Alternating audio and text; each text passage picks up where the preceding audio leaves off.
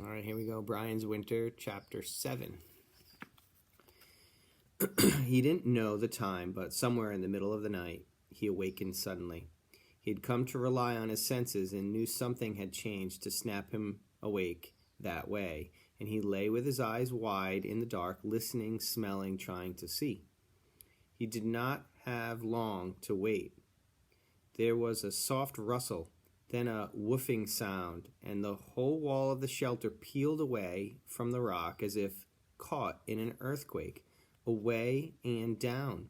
And Brian, still in his bag, was looking up in the dark at the enormous form of a bear leaning over him.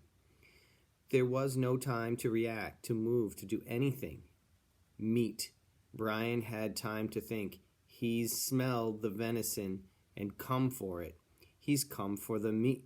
And it was true. The bear had come for the meat. But the problem was that Brian lay between the bear and the meat, and the bear cuffed him to the side.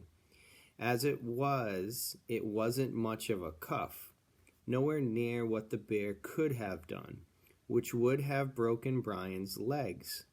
But the bag was zipped, and Brian became tangled in it and couldn't move fast enough to stay out of the way, so the bear hit him again.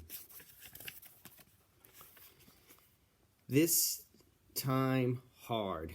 The blow took Brian in the upper thigh, and even though the bag, it was solid enough to nearly dislocate his hip. Even through the bag, it was solid enough to nearly dislocate his hip. He cried out, "Ah!" The bear stopped dead in the darkness. Brian could see the head turn to look back and down at him, a slow turning, huge, full of threat. And the bear's breath washed over him, and he thought, "I am going to die now. All that I have done, and I'm going to die because of a bear wants to eat, and I am in the way." He could see the bear's teeth as it showed them, and he couldn't do anything. Couldn't move, couldn't react. It was over. The bear started to move down toward Brian, and then hesitated, stopped and raised its head again and turned to look back over its shoulder to the left. Half a beat and Brian lay still, staring up at the bear. But now a new smell over the smell of the bear, a rank, foul, sulphurous, and gagging smell as the bear turned and took a full shot of skunk spray directly in the eyes. Betty had arrived.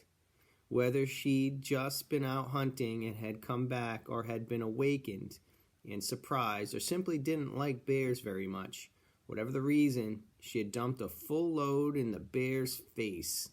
The effect was immediate and devastating. Ugh!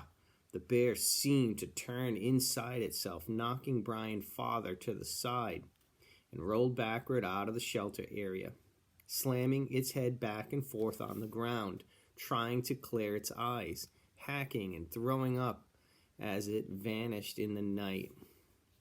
Brian looked to the source of all this.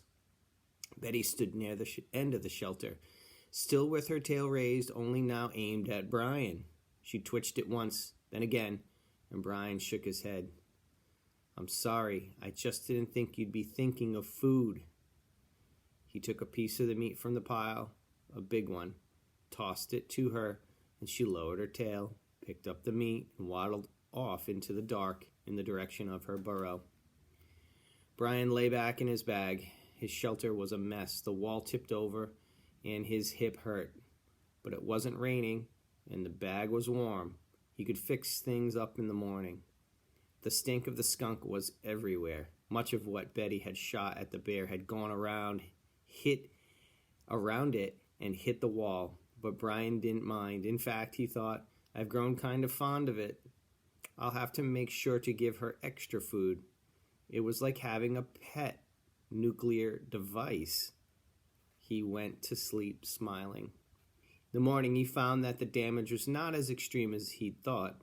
The bear had chipped the wall away and down, but the dried mud had held it together, and Brian, after 4 heaving tries, tipped it back up and against the rock. He chopped a hole in the thin ice near the edge of the lake and brought up new mud to pack in around the seam. and inside an hour it was as good as new. Then he reviewed his thinking. The warbow wouldn't help, at least not as a protective device. He'd shot it and made it work for him, but in the dark, in the night, in the shelter, there was no way he could have gotten the bow aligned or the arrow into the bear. God knew what would happen if he had hit the bear with an arrow, especially if he'd missed anything vital. The bear would have been really mad then. Even Betty wouldn't have been able to stop the thing. Perhaps, he thought, a lance, a killing lance, if he used the same principle as with the arrows. Went back to the stone he'd been chipping arrowheads from and studied it. He would need a wider, longer head, and the flakes came off too small for a spear.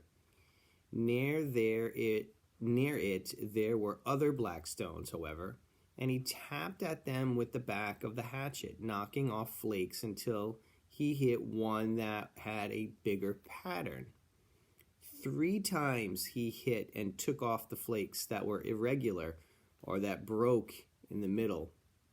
But on the 4th try, he came away with a piece almost as wide as his palm and about 7 inches long, tapering to a sharp point and with 2 edges like razors.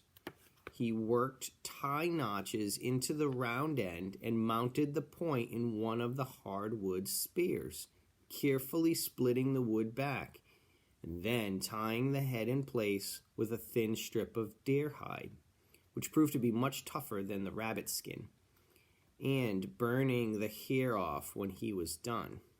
He hefted the lance and held it out, bracing with his arm. It wouldn't do any good to throw, but for in close, like last night, if he had to use it, the head should cause some damage, or at least discourage a bear. He nodded. Good. If nothing else, it gave him a feeling of security. Later he would think on how strange things were. He would never see the bear again, and inside the shelter he would never be threatened again. Yet the lance would save his life. All right, that's it. Thanks.